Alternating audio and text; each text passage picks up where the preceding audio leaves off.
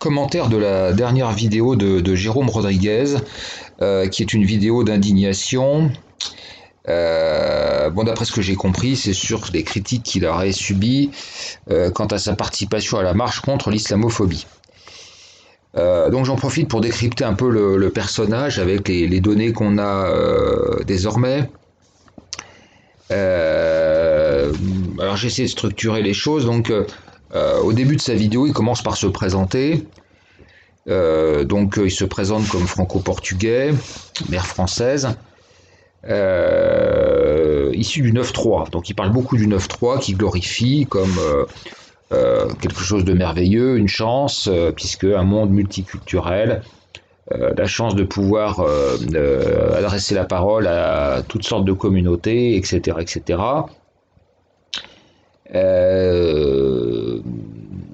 Il se présente aussi comme chrétien non pratiquant, et ça à plusieurs reprises, c'est très curieux.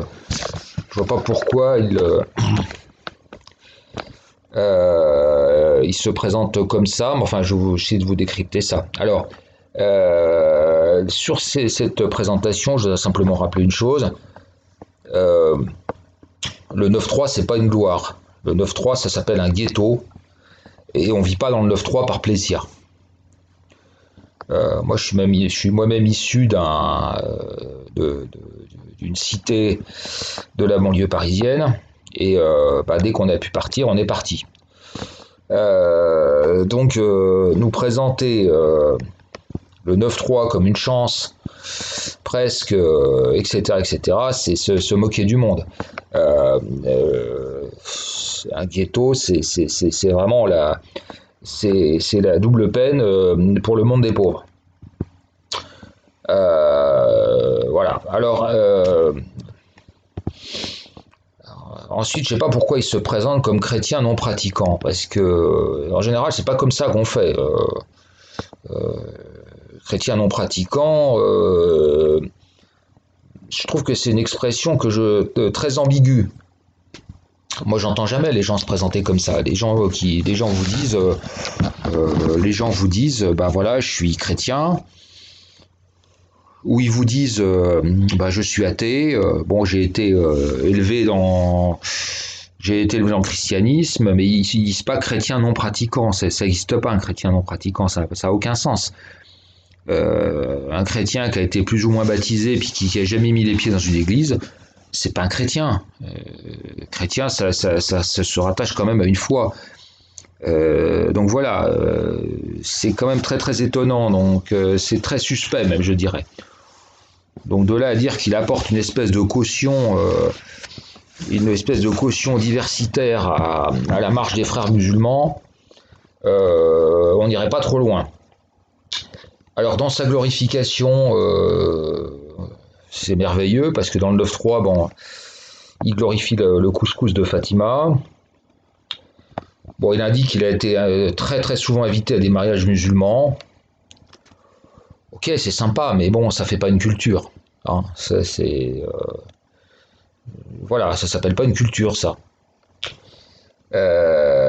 Donc, glorification du pays multiculturel.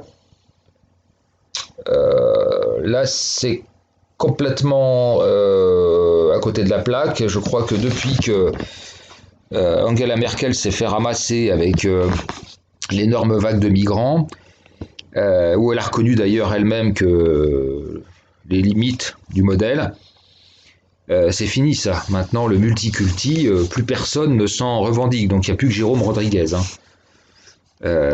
Voilà, parce que multiculturel, ça n'existe pas. Hein. Ensuite, il parle du melting pot. Alors ça, je me suis dit, là, il va bientôt nous amener au temps des dinosaures. Moi, quand j'étais gamin, c'est une des premières dissonances cognitives que j'ai ressenties de la part des profs gauchistes quand ils commençaient à me vanter le modèle américain. J'ai trouvé ça très très bizarre. Le melting pot n'existe pas. C'est comme les États-Unis, ça fait partie de leur propagande. Les Américains ne fonctionnent que par propagande, hein. Donc c'est tout. Hein. Ils arrivent à vous vendre un modèle merveilleux. Hein. C'est comme les films américains, vous avez des filles superbement roulées. Vous allez aux États-Unis, hein, vous voyez que des femmes de 150 kilos. Hein. Donc voilà, ça c'est la propagande américaine. Alors le melting pot aux États-Unis, moi qui suis allé à de nombreuses reprises, c'est une segmentation de plus en plus franche. Je vous donne des exemples des latino-américains. Avant, il y avait des quartiers latino-américains. Maintenant, vous avez des quartiers boliviens, paraguayens, salvadoriens, etc. Et il n'y a pas intérêt à en sortir, hein. Donc le melting pot, c'est complètement n'importe quoi. Une chose qui nous sort aussi, c'est que on est des humains avant tout. Là aussi, c'est très étrange parce que il dit qu'il a 40 ans et qu'il a vécu dans le 9-3.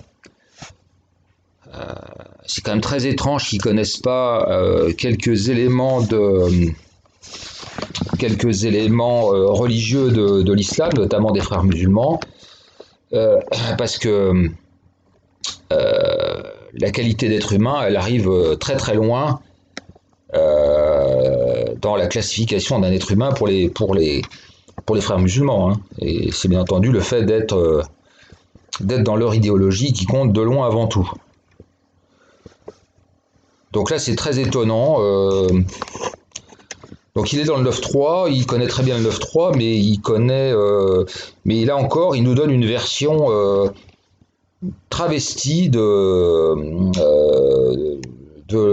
la société multiculturelle. Ensuite, pour finir, là, le vernis craque. Donc, il fustige à plusieurs reprises les fachos. Donc là, enfin, bon, il commence à se dévoiler. À un moment, il dit que les gens, est-ce qu'ils veulent que ce soit le RN qui arrive au pouvoir?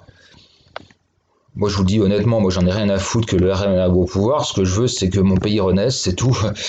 Et voilà, moi, je suis pas de ces petits boutiquiers là. Voilà. Alors, qu'est-ce qu'on peut tirer de tout ça? Donc voilà un des leaders emblématiques du mouvement des Gilets jaunes.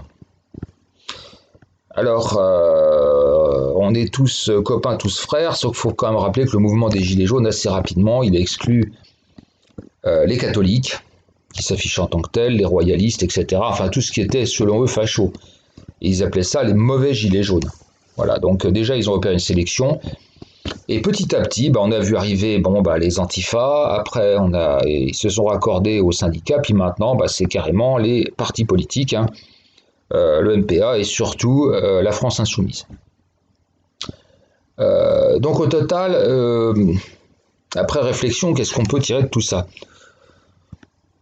Alors, l'impression que Jérôme Rodriguez donne, c'est celui d'un quart-monde, d'un membre du quart-monde du 9-3 sans culture. Parce que c'est d'une grande pauvreté, hein. Mais en fait, c'est très étonnant parce qu'il y a tellement de contre-vérités que je ne crois pas que ce garçon soit si naïf, si bête, si stupide, si ceci, cela, à proférer de tels mensonges. Il a quand même du vécu. Il a du vécu. C'est pas possible qu'il soit pas au courant de toutes sortes de choses. Donc, en fait, il est là pour endormir les gilets jaunes, pour les rassurer, pour les endormir, hein. Donc, non, on est tous frères. Et si tous les gars du monde se tenaient par la main, bisounours, etc. Donc moi je doute beaucoup de sa sincérité, hein. Je crois qu'effectivement, alors ça peut marcher parce que les gens n'attendent que ça, hein. Vous savez, les gens n'ont pas de couilles. Les gens n'attendent que ça, que quelqu'un les rassure. Et je pense qu'au sein de ce mouvement, donc il est là pour rassurer quant à des mouvements qui sont les mouvements d'extrême gauche. Et puis là, en l'occurrence,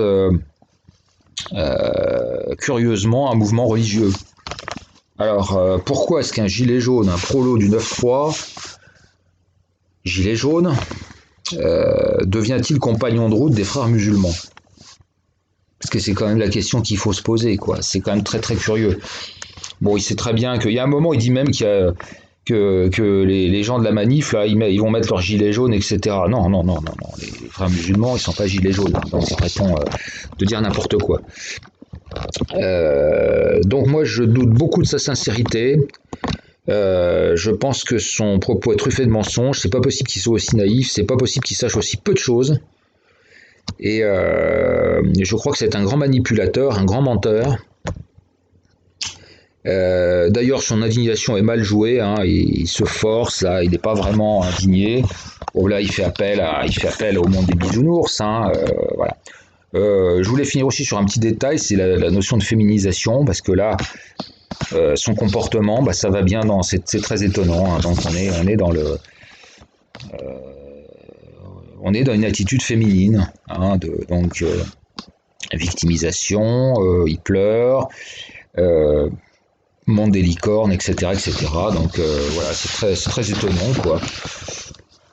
Moi, c'est pas que je fustige ça, hein, mais après tout, l'attitude féminine, les femmes sont faites pour ça, et les hommes n'ont pas à se féminiser. Enfin, je vois pas l'intérêt. Voilà. Donc au total, je pense que ce personnage euh, qui joue un petit peu les innocents, etc., ne l'est pas autant que ça. C'est pas possible. Il y a trop de contre-vérités, trop d'énormités. Un gars de 40 ans qui a vécu dans le 9-3, tout ça, il peut pas être aussi peu au fait des choses. C'est impossible. Enfin, toujours est-il que si c'est ça un leader de Gilets jaunes, le mouvement, il est quand même, c'est très très inquiétant.